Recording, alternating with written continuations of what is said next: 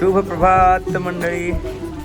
सकाळचे 4 वाजून गेलेत आणि आम्ही आता उठलोय आणि उठल्याबरोबर तसंच निघालोय जेजुरीसाठी. कारण पाऊस पण खूप चालू आहे आणि सगळीकडे असं पाणी पाणी झाल्यामुळं आम्ही इथं कुठं आंघोळीसाठी पण थांबलो नाही. आता रस्त्यात बघूयात जिथं पाणी भेटतं तिथं आंघोळ करून निघायचं पुढं. आणि आजचा जेजुरी ते सासवड जवळपास 18 किलोमीटरचा प्रवास असणार आहे. आजचा थोडासा कमी आहे कारण कालचा म्हणजे पुणे ते सासवड प्रवास खूप लांबचा होता, त्यामुळं खूप दमछाक झाली होती. पण आज थोडा कमी आहे, त्याच्यामुळं लवकर जाण्याचा आम्ही प्रयत्न करू तिथं.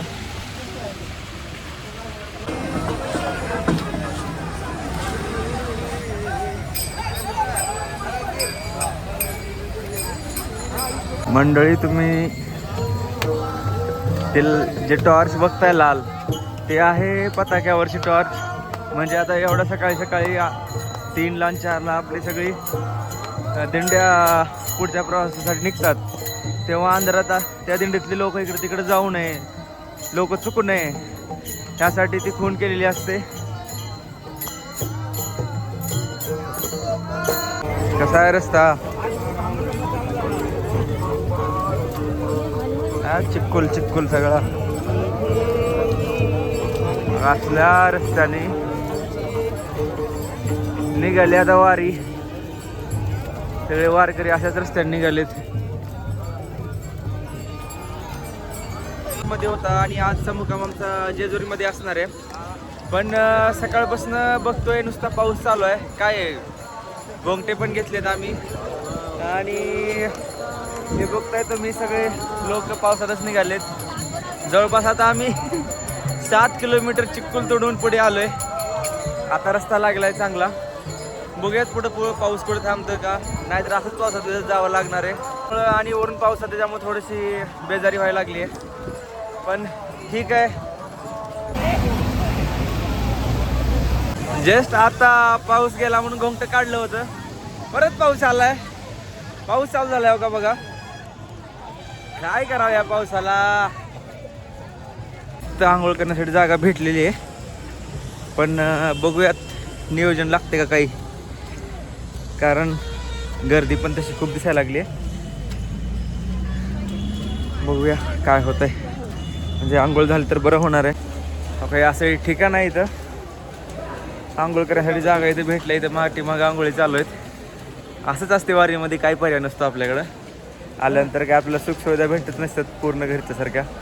जे आहे त्यात समाधान मानायचं आणि पुढं चालायचं. मंडळी, मस्त असा फ्रेश झालो आहे. आंघोळ वगैरे झाली आहे. आता सलग 3 ते 4 तास चालत होतो सकाळपासून. जवळपास 4 वाजल्यापासून चालत होतो आणि इथून आता जेजुरी 11 किलोमीटर राहिली आहे, त्याच्यामुळं आता चालायचा एवढा काही त्रास नाही. थोडंसं मस्त नाश्ता वगैरे करून थोडासा आराम करून निघूयात आता आपण पुढं. सकाळचा नाश्ता चालू आहे. नाश्ता म्हणजे बिस्किट आणि पाणी, याच्याशिवाय काहीच नाही आता सध्या. एवढं खायचं, पुढं निघायचं. रस्त्यात परत जिथं काही नाश्ता वगैरे भेटेल चांगला तिथं करायचं. नाही भेटला डायरेक्ट जेजुरीत जाऊन दुपारचं जेवण करायचं. जेवण करून थोडाफार आराम करायचा. रात्रीचा मुक्काम पण तिथेच आहे. मुक्काम केल्यानंतर दुसऱ्या दिवशी परत अजून सकाळी 4ला चालायला लागायचं. हे असं असतं जीवन वारकऱ्यांचं. निघालोय आता जेजुरीला. आंघोळ वगैरे करून इथून 11 किलोमीटर आहे. पाऊस पण उघडलाय, त्याच्यामुळे आता थोडा त्रास पण कमी होईल. आणि दररोज तेच कपडे घालावं लागते, कारण पाऊसच तसा आहे. कपडेच वाळत नाही गेलेत. कपडेच वाळत नाहीत, त्यामुळे तेच कपडे घालून आंघोळ करून निघायचं पुढं आपलं.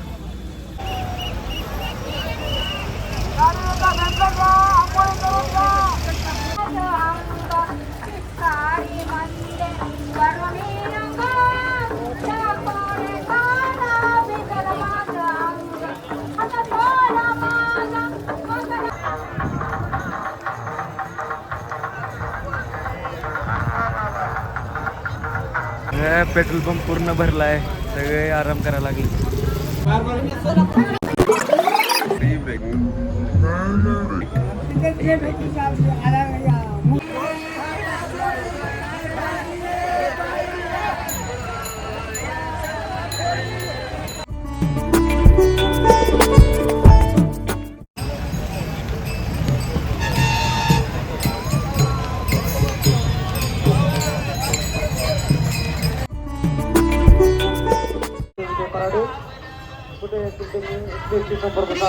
देवस्थानतर्फे सर्व वारकऱ्यांचं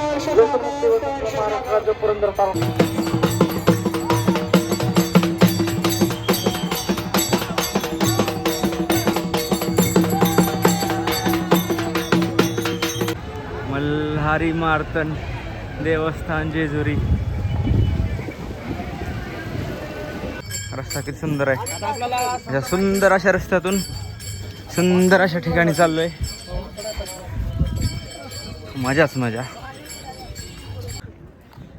हे अशा मोकळ्या मैदानात पाला टाकतात.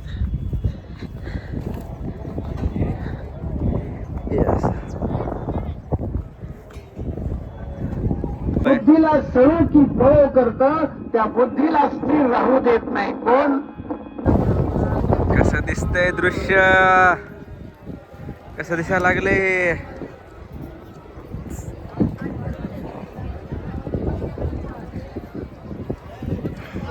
हे बघा कुठपर्यंत पसरलेलं आहे. हे पिवळे निळे हे जे रंग दिसत आहेत हे सगळ्या पालीच आहेत. आणि हे मल्हारीचा गड. मंडळी आम्ही जेजुरी इथे पोहोचलोय आणि आता खूप चालून चालून थकल्यासारखं झालंय. आता खूप आरामाची गरज आहे. तर भेटूया अजून एका व्हिडिओमध्ये. तोपर्यंत रामकृष्ण हरी.